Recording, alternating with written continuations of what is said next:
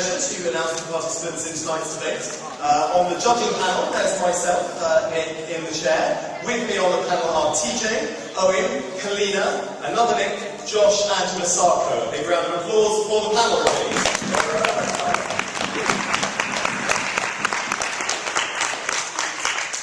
In tonight's debate, we have, in opening government, the team from Bonaparte A.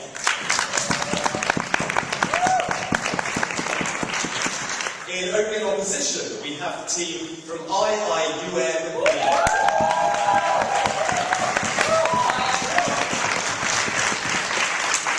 In closing government, we have the team from Erasmus A. And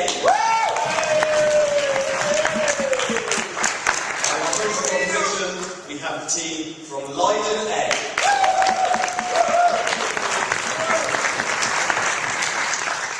Many congratulations to those teams for getting here. Best of luck to them all for an excellent round. And any further ado, it gives me great pleasure to call upon the Prime Minister, Radiation, to pose the motion which stands in his name.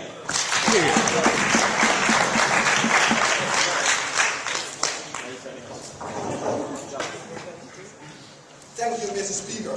Fundamental team line of the proposition says there is rights for mothers and children. These rights don't cease when mum is unfortunately sent to prison.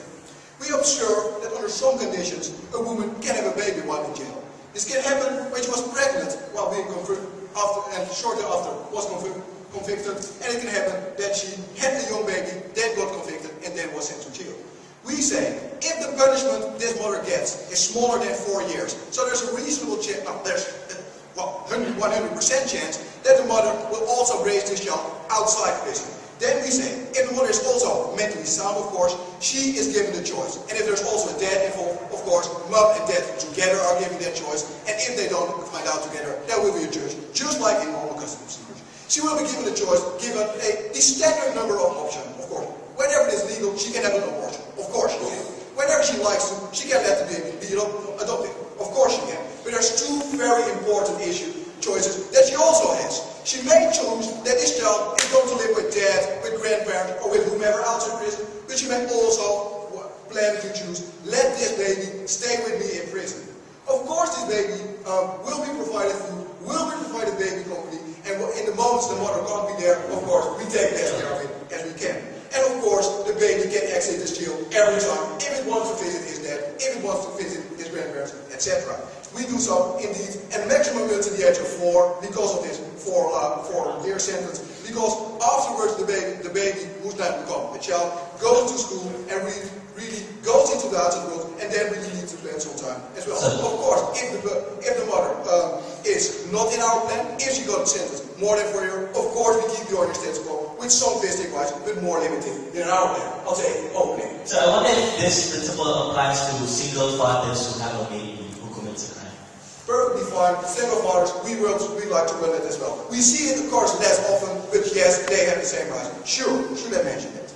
Okay, moving on. 2 points in my speech. The child, why it needs love and continuity. Second, the mother, why she's capable, why extra punishment, namely taking away her baby, would be rather unfair. And lastly, on equality between men, non-mother women, and mothers. Adrian will talk about the alternatives, in particular in developing countries, because we frankly think our model applies to developing countries all the same as well. And we will also talk about why the prison can be a pretty fine place. Okay, let's start with the child perspective. We say, perhaps after marriage, the mother-child relationship is the strongest bond on earth. We see that during pregnancy, during birth, there's this huge hormone thing that gives extra love to them. We see evolutionary, they are also, in a way, tricked to really love each other. They are always this very strong bond. Because, of course, it happened to be very fortunate for you in order to survive. And also we see, if you're not on this evolutionary viewpoint, in every main religion, we see the mother-child relationship is about the most important, or after marriage, the second most important one in life. And we see it's very important for these children. Why? For these children in particular, my first point. The mother is generally the person they love most. They feel very attached to it after living 9 months in the womb. And if this baby is only a few years old, a few months old, let me sit down. If Basically, the most important person he knows is the mother. The person he trusts the most is the mother. And we think, for the sake of continuity, it's very, very important that he stays with a single person that he trusts and loves. We say it's very important that he keeps with this very important person. And yes, first opposition, indeed, if this happened to be a father that gave all this love during the first years, exactly the same applies to a father, because we're frankly non-sexist and we don't want any complaints. Okay, so let's have a look at one of the alternatives, adoption, and also how it applies in normal cases. We see that adopted children can have a rather viable life, but we see there's always this trauma, always this. At a very young age, I had some secure feeling for my mother. They were broken away at once, and I can't really remember this woman. I can't really remember what exactly happened to me. I always feel incomplete, and I feel humiliated. No. Okay, so let's move on from the child to the mom in a couple of points. First of all, is she capable? We see that the mother got this child and got general custody over it. If the mother is not mentally viable, if she did horrible things that might have included children, whatever, then of course every custody judge will say, no, you shouldn't have custody. But in most cases, when it were the smaller crimes that we generally punish with punishments lower than 4 years, like shoplifting, like minor fraud, even like prostitution, in which it is very important, then we say, we believe that she is still capable. Yes, she's shown to society that she does not abide by some societal rules, but we think the bond between mother and child is still very, very strong and is not really affected by this. We believe, although she challenged some part of the social contract, she's still fully in there. She accepted her punishment, she accepted that some freedom for her was taken, but she shouldn't accept that she's fully outside of it. And yes, we think she has no morality, she has no capacities to live with this child, and we very think she should. Closing. Okay. Arena, do you think that people in jail will actually win custody battles with people outside of jail?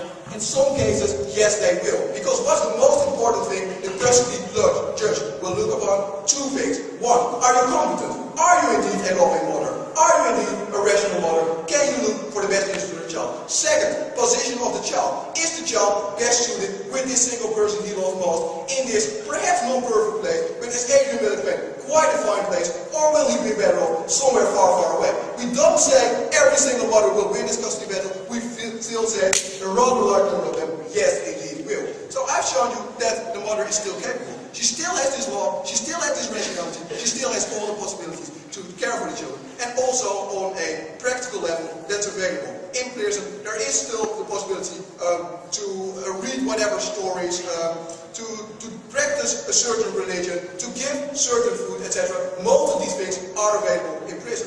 Why then do we think extra punishment is unfair? Well, I already touched upon this when I say that she accepted a certain punishment and leaving the child in a second punishment. That would be wrong. Judge basically made a balance. You did a horrible thing. That cost you a certain number of years of your freedom. And that's dependent on the gravity of the child. But there should not be an extra penalty, namely saying your child should be taken away. Last point on equality. We believe the judge made this balance. He made the balance. This was grave enough to restrain you from your freedom of movement for a certain number of years. But he gave that number with in mind a specific person. And that should be equal for men who will rarely have this, but indeed in some cases, for non-married, so non-mother women who are indeed in prison and for good reason, but they should not get less punishment than these mothers. We think that is fighting equality. That's also something we don't stand for. So, because the child is better off and because the mother deserves this, I urge you for proposition. Thanks a lot.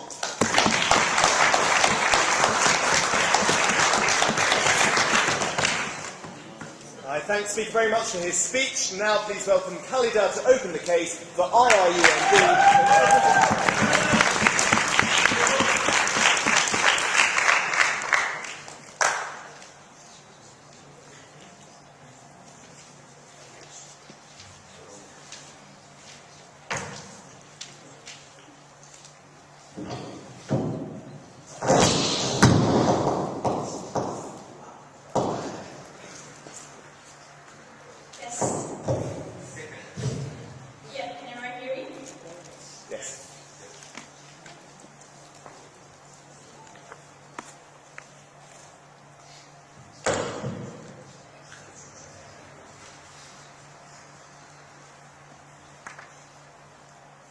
Mr. Chair, the main problem with government's speech in today's debate is that they seem to have forgotten that although these people are still our mothers, they are still individuals who have committed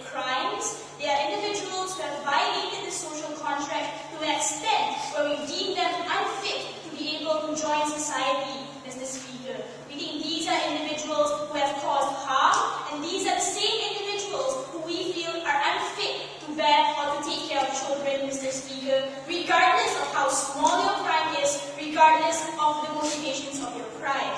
We think the alternatives for children under the status quo is sufficient enough to protect the child. What are these alternatives? Firstly, we place them in the custody of immediate family members. We think the kind, Mr. Speaker, of parent-child relationships or adult-child relationships that you want to have, that want to allow these children to have, will still be existent within these models. If these immediate family members aren't there, we think there are foster systems and welfare mechanisms that the state can step in and give the children, Mr. Speaker, in order to give them basic minimums that we still feel is far better for the child than living within the confines of a prison, which we think, Mr. Speaker, isn't that nice. If not, we won't send our prisoners there. Sit down.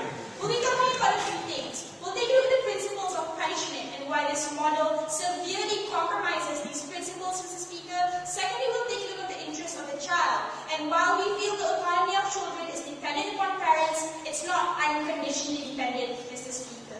But a few points of rebuttal, right? They think they can have mechanisms to ensure that the choice of the children will be upheld. They will say we will have courtroom things and we'll have mechanisms to ensure that the child wants to stay with their mother and things like that. We say we don't care because we think we can circumvent the choice of the child in this instance because we think this child won't have the capacity to weigh, Mr. Speaker, that my mother is a criminal and she has committed an offense that the state deems unacceptable because the child loves the mother.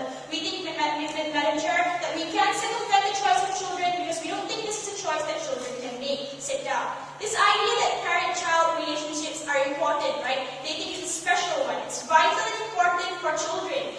The child will be traumatized if they are separated from their mother. Firstly, we ask, if this is so important, and so, Mr. Speaker, if this is so important, why are you qualifying it to individuals who are committing crimes or serving sentences under 4 years? Because if you say parent-child relationships are so important, that also applies to individuals who are serving sentences more than 4 years, even for the rest of their lives.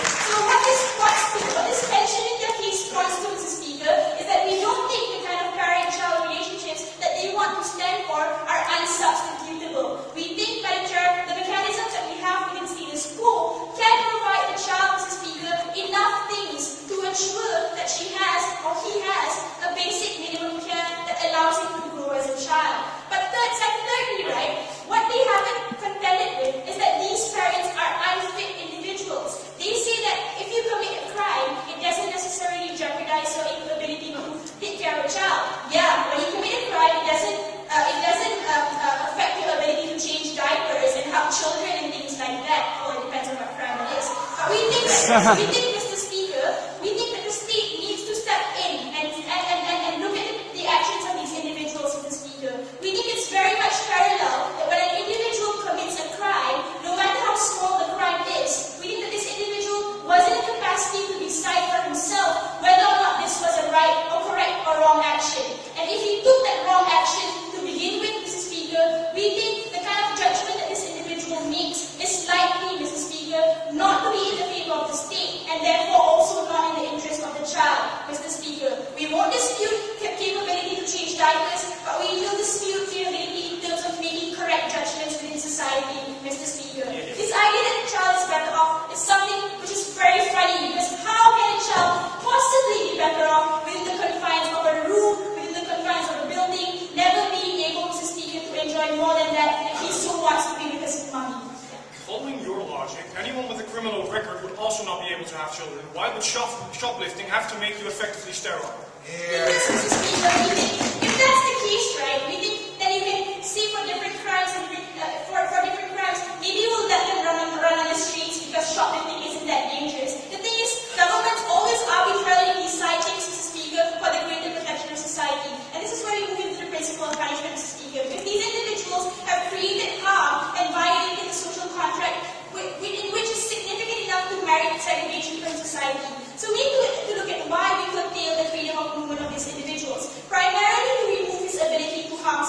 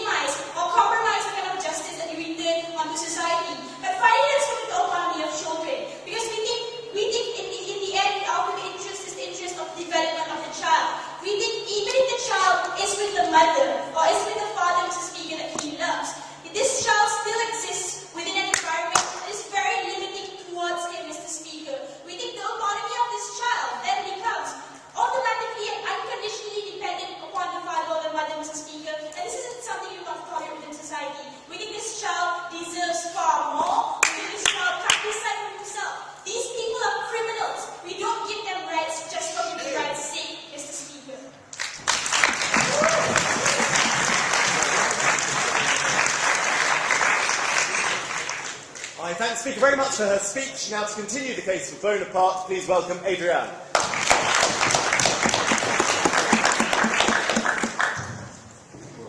Okay. Thank you, ladies and gentlemen, all for being here and listening to us. I'm going to essentially talk about 2 points. One, why the mother is the right actor to raise and choose for the child. And second, while the prison is pretty okay compared to the alternative, because we're comparing 2 evils in this case. Okay, first, why is the mother the right actor to choose? Well, she's not optimal, she's perhaps not the best mother you can imagine, but still she cares about the baby, because as some of you may know, raising a baby takes a lot of effort. So if you want to go through all that effort, then you probably really care about a baby, especially in prison. Second, they're mentally sound, Marnie said that. They're getting aid. In developed countries, perhaps better than developing countries, but they get aid from the people who are in prison, psychological aid, etc. They get tips about how to raise their children. And they have lots of time. And for a baby, one of the key necessities is just to be with mother. You don't need to read Shakespeare to the child, you don't need to have a great career, you just need to be with the baby and hug it. And you can think that perfectly well in prison. No, things happen. Secondly, why is she best placed to make the decision? Well, she knows the baby, she knows about her own situation. We're not forcing every baby to go to the mother in prison. But the mother can choose. If she cares about the baby and she thinks it's better to be outside the prison, she will choose so. But if she believes that it's better for the child to be in prison, then she can choose that and we give her the freedom because she has the best information and that allows her to make the most informed choice. And here it's about probability. Sure, there will be some bad mothers in prison, but in general we think it's better for the baby. Okay, now some points of rebuttal regarding the mother that came from first law. She said the principle is they broke the social contract and we punish the mother and we take away all her rights. Ladies and gentlemen, 2 things. First, the punishment is to be in prison, no more and no less. There's no clause that we should take away the baby. Second, we don't strip people of all of their rights if they go to prison. Breaking the social contract doesn't mean that we take away all the rights you have. But most importantly, we believe that this is best for the baby, and we're not sacrificing the baby for some social contract. If it's in best interest of the baby, I wouldn't care about social contract, ladies and gentlemen. But then more about social contract. These mothers never signed a social contract. I don't know when, so they should explain why it's relevant. It's never in the social contract that we take away children. And basically, we're in the debate, so even if there was a social contract, we're changing it. So, next point. Yes, sir. Why do you, in some kind of mysterious way, assume that the biological mother is irreplaceable? Oh, we don't say she's irreplaceable. We should just think that in almost all cases she's better because she cares about the baby, because it's her own baby, and most people care more about their own babies than about random babies of other people. Okay. Why can prison be a good place for babies? First, it's very structured. It may seem a little thing, but they get up on time. They can get out on good times, they get good food, they have access to healthcare, more in developed countries than developing countries. So it's basically a pretty okay place. Second, it's safe. There is no violent father, there are no pimps to threaten the mother, there are no robbers, and you may laugh, especially if you come from developed countries. But if you know about developing countries, what are the cases here? Is it going to be the rich career month? No, it's going to be poor people in bad circumstances in crime-prone environments. And for these people, and for these babies, it's a much better place to be in a prison because it's safe. Finally, we have monitoring. So we can actually see whether the mother treats the child right. If the child is in prison, we can monitor the child. So all the points, oh, she's a horrible mother. Well, if that would be the case, then we would take away the child from the mother. We're not giving these mothers more rights than other mothers, and they cannot abuse their child more than others, but we can monitor them more than any other mother in this world. So yes, it's better. Then, there are worse places than this to raise your children.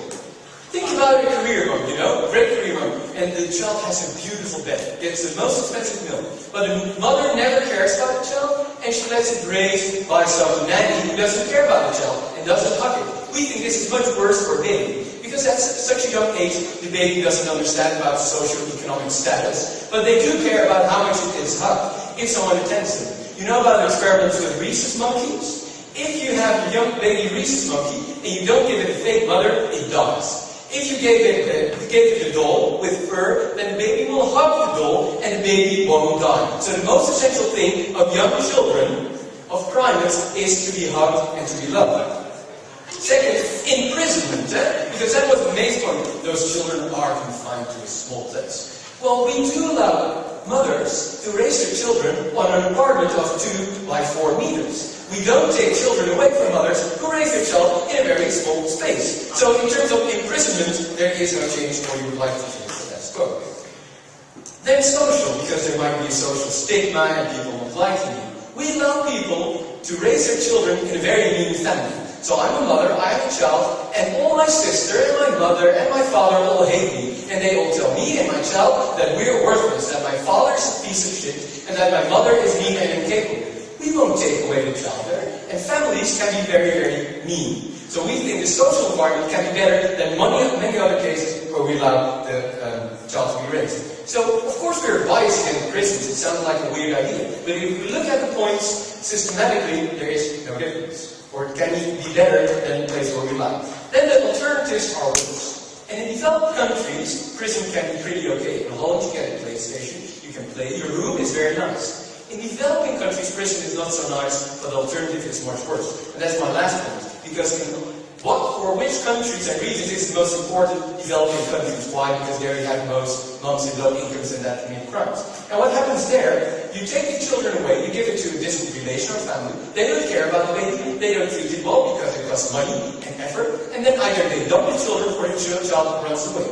And what happens then? It ends up on the street, like in Mexico, where I'm born. What happens there? They join a gang, they go from 4 to 5 to 6-year-old children, run away. And then they get raped, because that's a ritual by which you can join to a gang. And then in that gang, you steal, you take drugs, you commit murders, and then you die at a very young age. So life on the street is short and brutish. And life in prison is not great, but it's much better than life on the streets. So both in developed countries, where prison is pretty okay, as in developing countries where life on the street, the alternative, is horrible, this is the motion I beg to propose.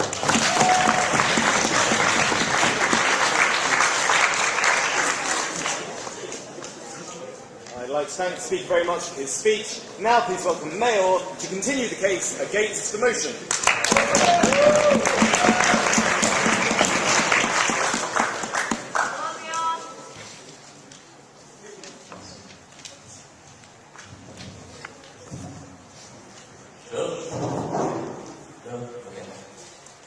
The minute I saw allowing prisoners to raise their babies behind bars, I went, oh great, more drunken babies. Then I realized it's a different bar.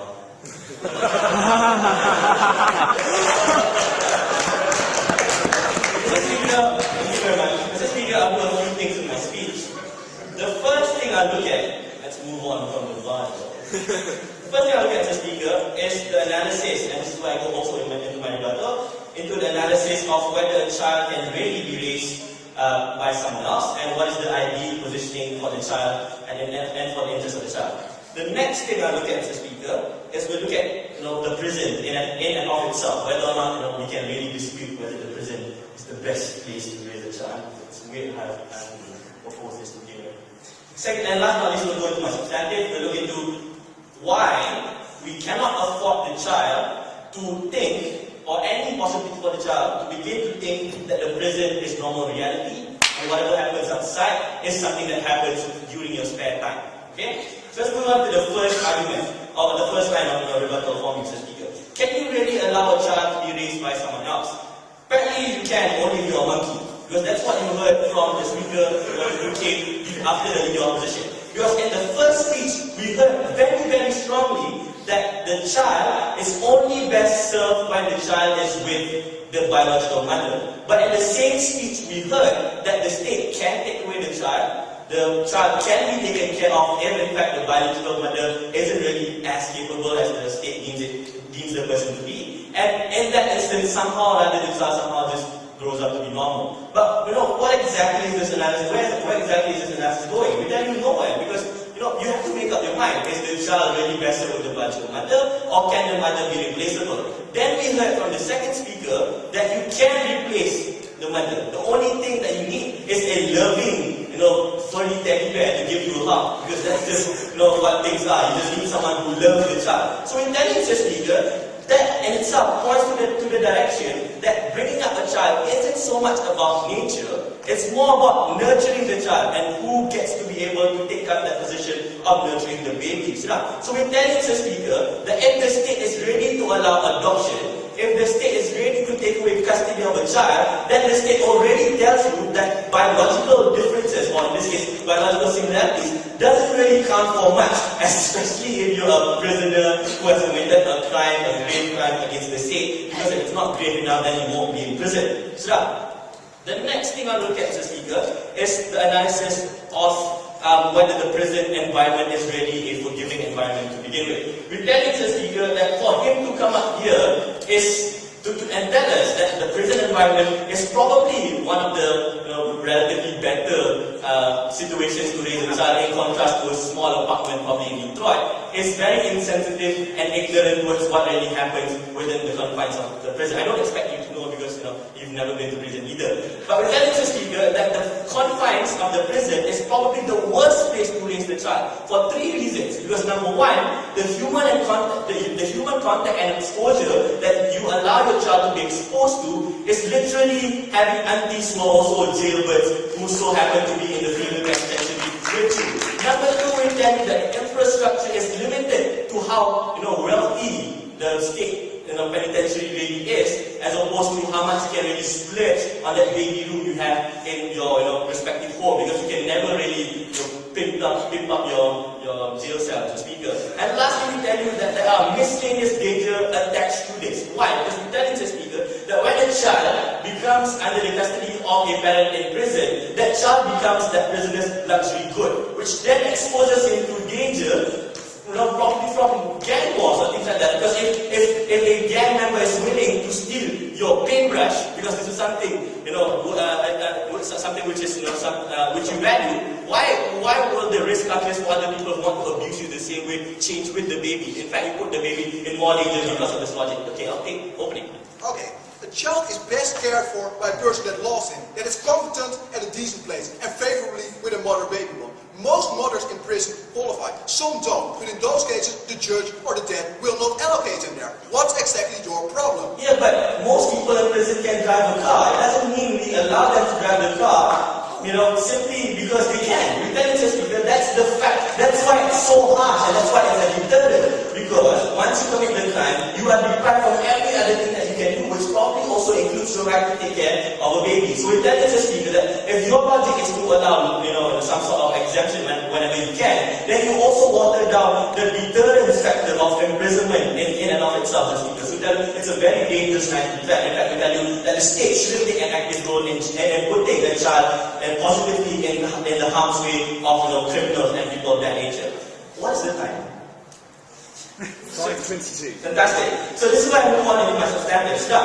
I'm going to look into why you cannot allow the child to think that the prison is normal reality and the outside world is something of which you do in your pastime. We tell you, Speaker, that if you allow a child to be brought up in a prisonous environment, if that's even a word, Speaker, we tell you that you allow this child to think that the prison environment is its normal environment. This is similar to raising a child in any sort of community. If you raise a child in a community where your values are different, if you raise a child in a community where most of you are Malay and you practice Malay beliefs and you actively act out on things which are very Malay, we tell you that child in all likeliness will grow up, thinking that being Malay is very normal. Similarly, we tell you, Mr. Speaker, if you begin to nurture a child, especially from its birth, to probably when it turns 7, Mr. Speaker, you risk that child thinking that the prison environment is in fact the normal environment of things. And this is especially dangerous, Mr. Speaker, when you also allow the child to tag along with the mother whenever the mother has to do prison duties. When he or she sees other individuals also being inside bars and being inside or being confined in a cell becomes normal to her, Mr. Speaker. So it really tells a lot about what the child will grow up into. So we tell you, Mr. Speaker, this is the real danger that the state is really putting the child in. If in fact the state intervenes when there environment is unforgiving to the child. For example, if a child is brought up, let's say, in a really, really poor, destitute environment, and the state steps in, why isn't the state also stepping in when in fact the child is brought up in this kind of environment, where the environment is also unforgiving, where the values which is transfused and the kind of normal reality he sees isn't exactly the kind of normal reality held by other people within society. So we tell him as teachers that if you really care about the child, and if the state already discounts biology, why we then place a child in such position? We tell him as teachers, love your babies. Thank you very much for this.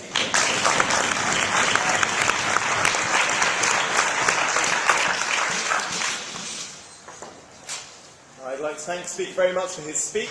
Now to open the case for the closing government team of Erasmus A, please welcome Lucien.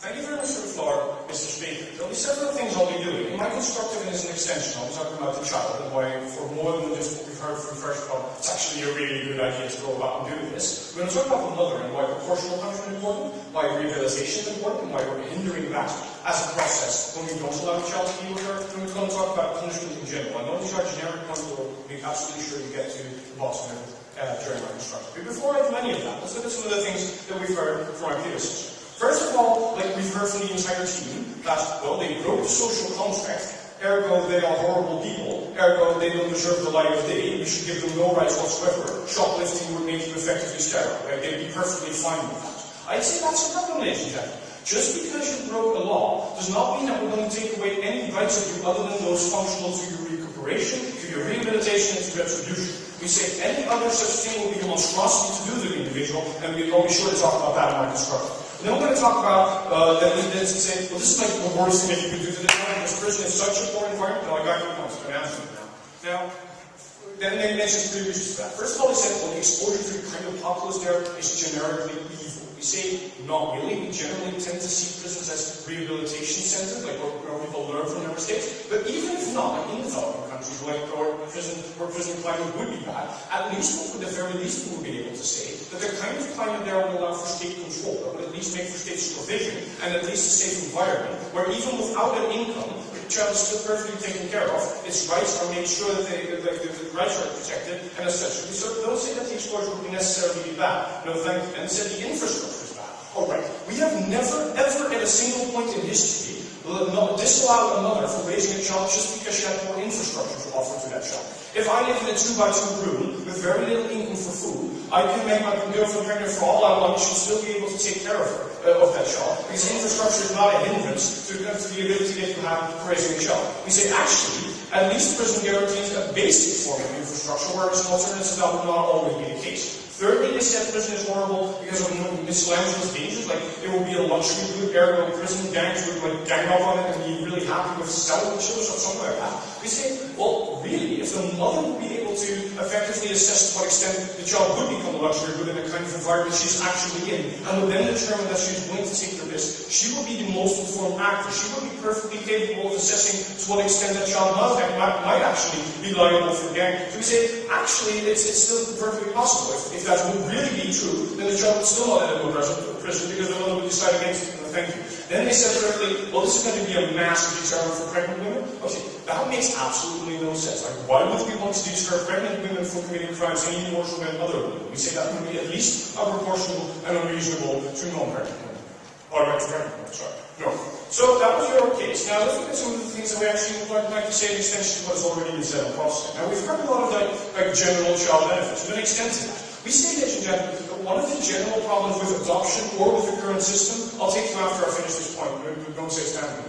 What we would say is that in that scenario, in the case of adoption, at least the child would know the extent to which the mother would have otherwise accepted it or rejected it. In this case, where the state makes that decision for the mother, just generically always take it away, the child will be left with this, like what we like to call as economists, information asymmetry. It has no way of telling to what the extent the mother would have accepted it if it had been given the choice. At least what we would say, ladies and gentlemen, is that the kind of choice that we are allowing the mother to make now would serve as a litmus test and would actually make sure that the child knows, like if it would decide against keeping the child, at least the child knows that the mother would have rejected it and can go on accepting that decision, or the mother would accept it and the child would be perfectly assured of having a loving mother that is willing to take on this responsibility. At least we're solving the problem that the child does not know what the mother feels like. Now, how are you doing justice onto individuals? That different individuals have different things just because they have a child. Having a child now becomes a reason to have greater autonomy even though you're a criminal. Okay, yeah, I don't think people that would be about in the process of getting punished would get pregnant quickly to have a mitigating factor. I don't think that happens widespreadly throughout society. But moreover, I'm going to talk about that in my third construction comment. I need to agree. Now, so in terms of long-term benefits for the children, for example, what we would see happen is that, for example, the mother was a shoplifter, and the mother would actually land in prison, but would not be able to make sure that the child would not be able to make sure that it provides an environment for the child to begin with. What it then would do is that the child would first of all be raised by someone else, and then the minute the mother gets out, would then have to assume all responsibilities to which she had no prior acquaintance with. Like she had no idea how to raise a child to begin with, but then all of a sudden is put in charge of a 6-year-old. We say that's horrible. Now, onto that one, we say, obviously, like first crop, punishment has to be proportional, and we say this would be extraordinarily cruel to make someone effectively sterile, or at least not capable of passing on genes just because you did some punishment. We say only take away functional rights. That's why the car analogy feels like you're not allowed to buy a car because it limits your freedom of movement. That's a functional thing. That actually helps the retribution process. Taking away a child and the emotional bond you might have otherwise had with it is a horrible thing to do to that person. What we say also is that, generically, in the status quo, the mother is already perfectly fine to raise a child as if it were in a prison. You leave them within an infrastructure and very strict upbringing. There's nothing wrong with that. The mother has these rights already.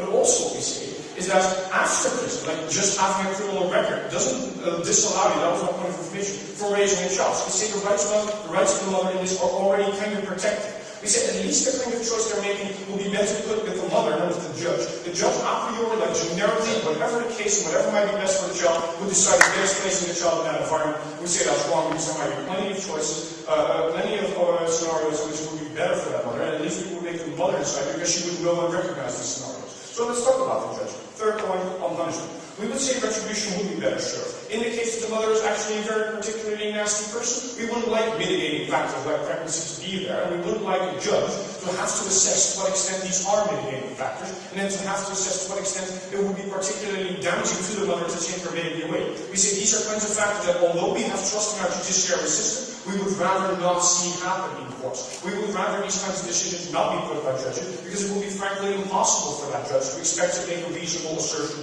of how much the mother is damaged. And we say, those are the exact kind of mitigating factors we would not want to judge the second. Moreover, what we say is that you create extra victims. That one crime that the mother committed would then also have the victim of the child so that the mother might be perfectly able to raise in a loving environment. And that's what we say, ladies and gentlemen, can never be the purpose of any country creating an extra victim. So, let's say, ladies and gentlemen, this is going to provide massive benefits for the child, if only in terms of richness of information. It's better for the mother and all the children's rights. All props case in the past few years, whatever, we actually like punishment to do what it's supposed to do. Thank you.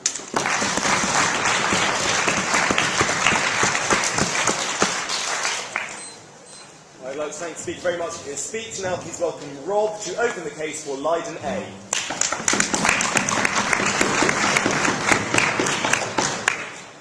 I have so much to get through.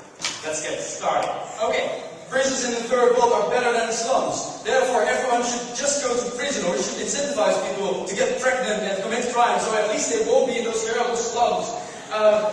Right, guys. So why not spend the money that you're going to use to make these prisons into safe daycare facilities, to actually alleviate poverty and to make those slums safe? Maybe you don't have to. Insane. Then this idea about you cannot take away any reproductive rights because if you shoplift, you shouldn't maybe be made sterile. Okay, but that would also imply that people would have the right to get pregnant in jail. That they could not be denied the right to have a baby there, because otherwise they would be sterile for a time, right? Their reproduction would be postponed. What if they're near menopause or whatever, and we're taking away their last chance of having a baby? Should they then get pregnant in there? Should we allow that?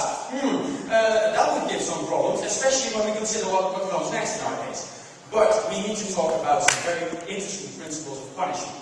First of all, the entire pop line has been talking about disproportionate punishment, an idea of that status quo contains a double punishment, namely that as a mother, or as a, expected mother, you're deprived of this unique capability of bonding with your child, and also the child is deprived of having that special bond, and we'll get into both of those.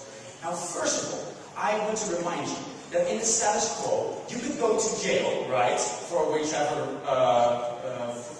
thing you did, and you could be deprived of the love of your wife, right? Being with her, being able to support her, being able to get the relationship to the point where she will not go away to someone who's not in jail. Also, you could be deprived of being with your sick mother who's dying, right? And that's not fair, right? I mean, that's harsher punishment than those that still have very vivid mothers. Also, you could be deprived of having your business. Your business, your life's work would be running to the ground while you spend your time in jail. The fact is that we will not look at the side effects of the time you spend in jail, because we have no intention to harm you any more, any less. We just want to exert the same sort of punishment by isolating you from society. And of course, collateral damage will differ, but we cannot take that into account, because the proposition almost seems to imply that. Well, I have two cases that I want to bring to you.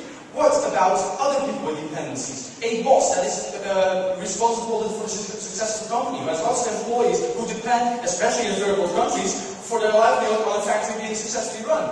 Should we punish him less? Should we make sure that he has he can spend his time in the office or something, just because he has dependence, just because he has outside value? Is that really what we want to do? Or what about a scientist working on a cure for a certain medicine? Should we not imprison them at all, because there could be potential benefits of others? No, they still go to jail. We cannot make this calculation what sort of externalities and side effects there are, because we think that people who do a certain deed, according to those wonderful social contracts and so forth, should be punished equally because they're human equally. And we cannot make this sort of utilitarian calculus to make their punishment lighter or heavier. And I will talk to you about why we think that the punishment will be different. Now, first, a point of information from Alia. Go ahead. Okay. Rob, this is an unnecessary harm to the child and the mother. Right. We're against unnecessary harms, and running a business from prison is impossible. And all of that is predicated on your idea that there are no alternative parents available.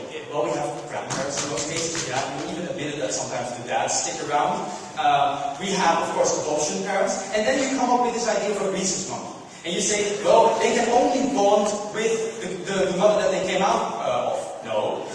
They will bond with whomever is around them for the first time and so forth. And even so, that bond is chemical in the beginning, but that will change into a more socially constructed bond later on that needs to be re-established anyway. So, if that were true, that this was so immense that adoptive parents would never be successful, and grandparents adopting their grandchildren in these sorts of situations would also not be successful in being loving parents and not adding value to the child's life. We think love between a parent and a child can grow.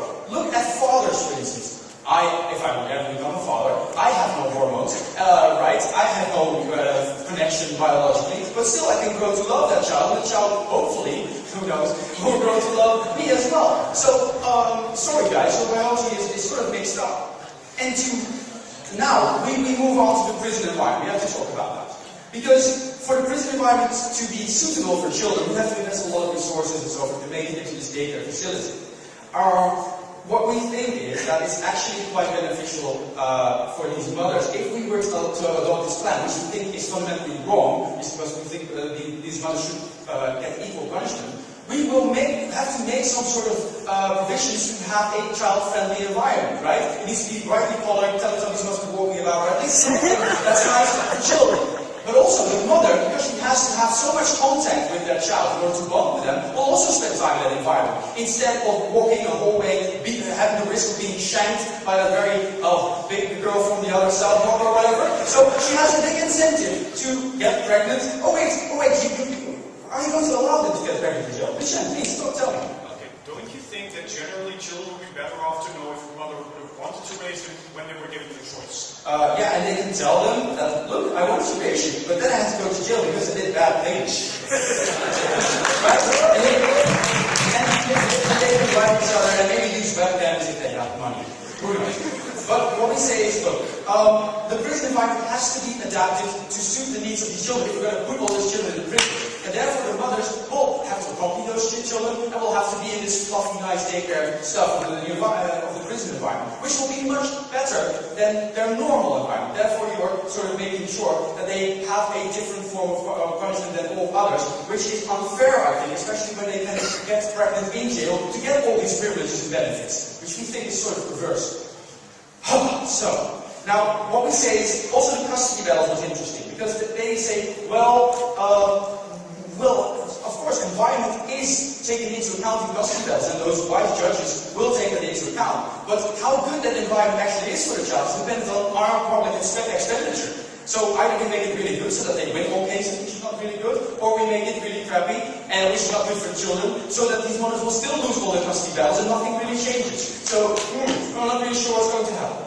Anyway, what we said, and our most important line was that we don't think that there's in the situation of the status quo, there is double punishment, there's disproportional punishment for these people. We don't allow people to spend the time with their dead mothers over the doctors who are working on medicine, don't get lives of punishment.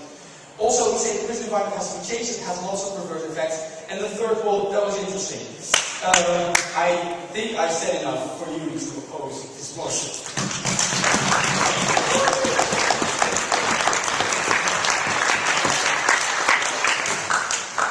I'd like to thank the speaker very much for the speech. Now to conclude the case for the government bench, please welcome Jerome.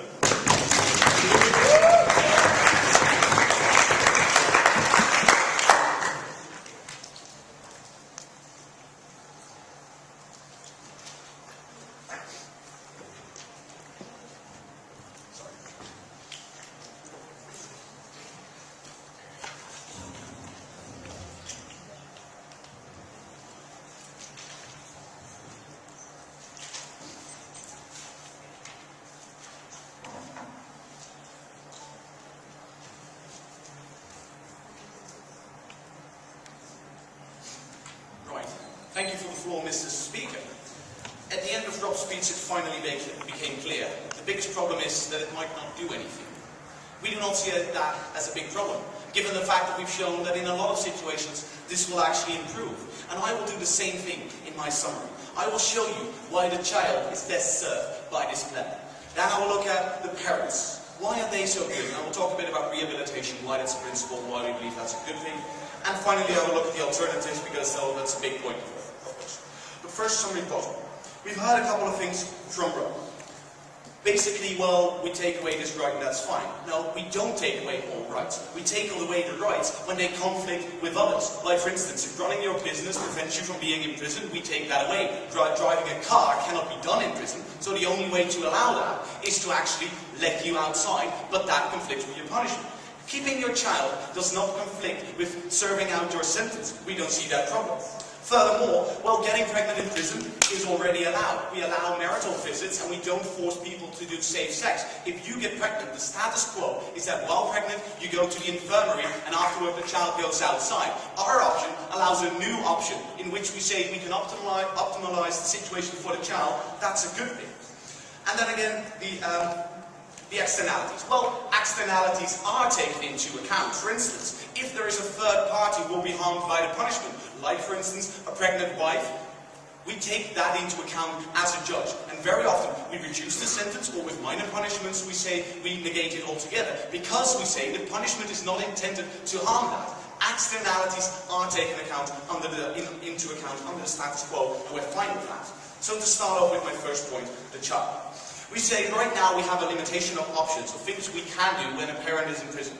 We say, for instance, what we see now, and that's things that the opposition has talked about, is there could be this custody hearing between the family and the prisoner. We say, well, that's perfectly fine. We do so in similar situations when outside of prison. No, thank you. We say in that case, we allow, when a conflict about which situation is best, the judge to make that decision. We believe the same things apply here. If the judge decides that it is best for the child to stay outside of prison, the judge will decide that because we have the faith in him and we allow that under the status quo. But what if the situation is different? And they've showed you very clearly why that's very possible. If the situation is different, we believe that the prison or that the judge should have this option, because ultimately what it comes down to is creating a situation in which the child is best off. Making this balancing act is perfectly valid, and that is exactly what we want. Leaving out this option means that there could be children which are better off in prison with their mothers, because in that case they have the love, the attention, the stability, instead of being outside in a bad situation. We say that is fine, that is exactly what we want, because it will lead to a better optimal situation for the child. No, thank you. So then what about the other alternatives? Well, for one, there could be no family outside. In that we say, right now, you force these children to go into custody homes. You force them to be without parents. What is so good about that situation? And why is it so unlikely that it is even better off in prison, where it has the mother which loves them, where we have the mother which is there to make the good choices? We believe the mother is best suited to make these choices. Much like adoption, we allow normal parents to take into account their own situation, the alternative situation, and reach a decision which is best for the child. The same will be the case here, in which we say, you as a mother or as a father, I don't know what happened, but that could be the case.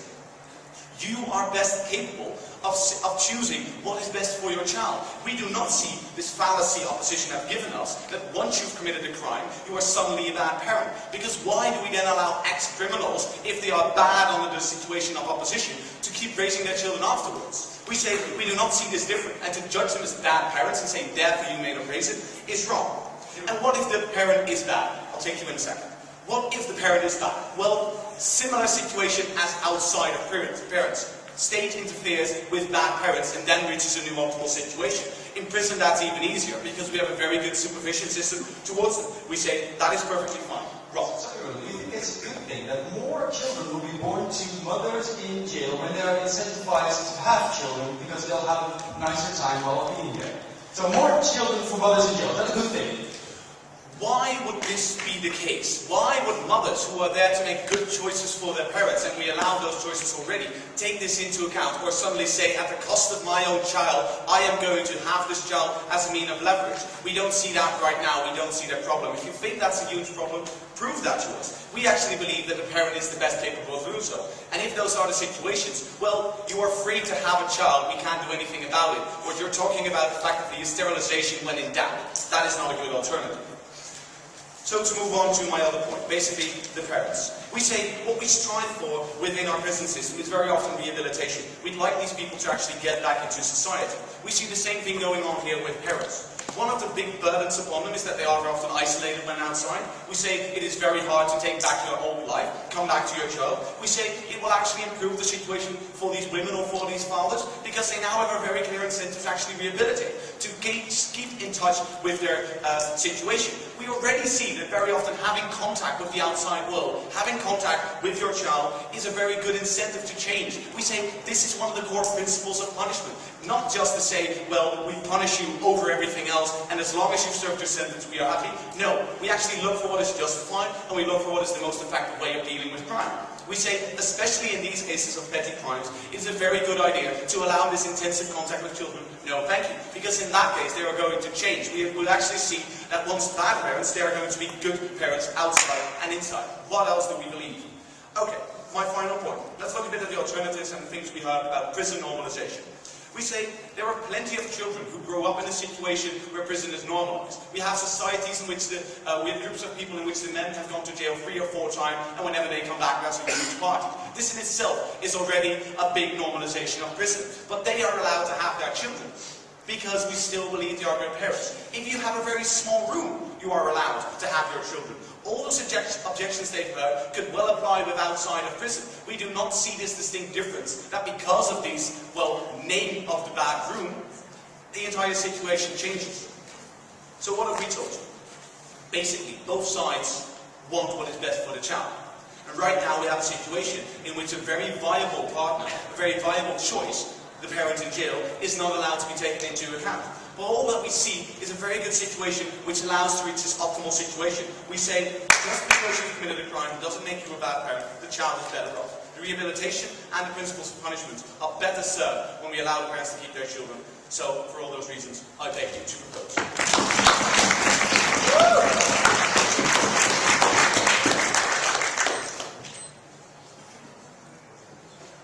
thank Speak very much for his speech. And now to conclude the case for the closing opposition team and the debate as a whole, please welcome Ali.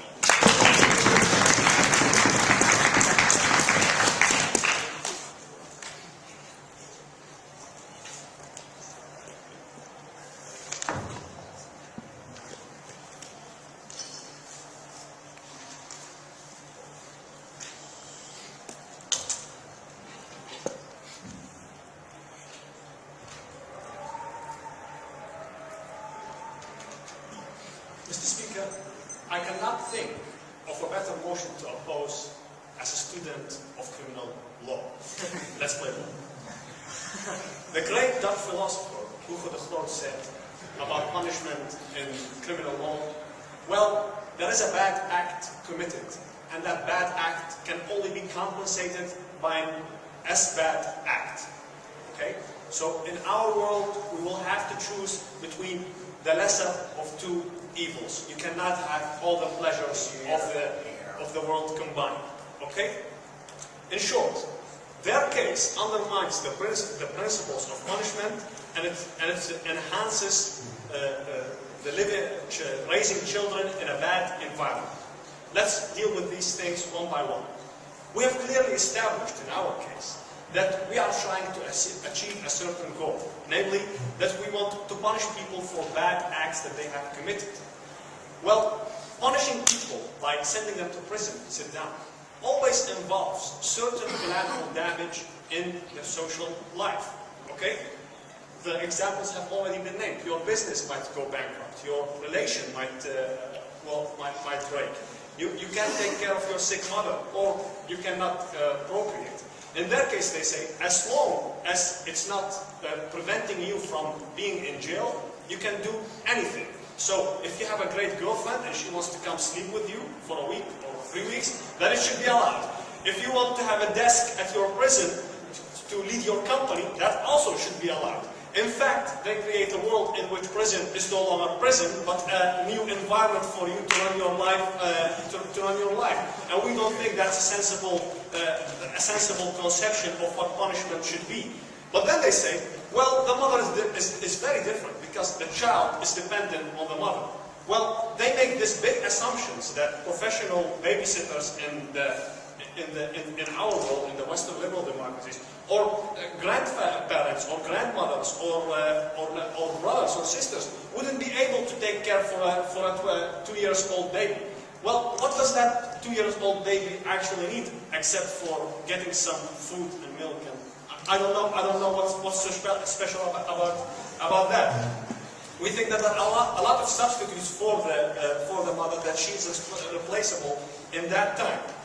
We say that when you accept that other people have collateral damage in their life, and you don't accept for a good reason that the mother has this collateral damage in her life, you are in fact punishing her less than other people, and you are incentivizing, and you are making her punishment, you are in a discriminatory way lowering her punishment. Lucien said it. Okay. Look, visiting your sick mother or leading a company would conflict with movement restrictions and seclusion. Education doesn't. That's what we allow. Why would children be any different? Why would my hot girlfriend not come in my prison cell and sleep for 3 months? Would you find that acceptable? No, sit down. And why would that be in conflict with moving restriction if I were to lead my company by calling people and sending emails and becoming rich while I'm in jail? Your case just doesn't make sense, Lucien. Okay. Secondly, we say, sit down. We say that this places children in an environment which is not taught.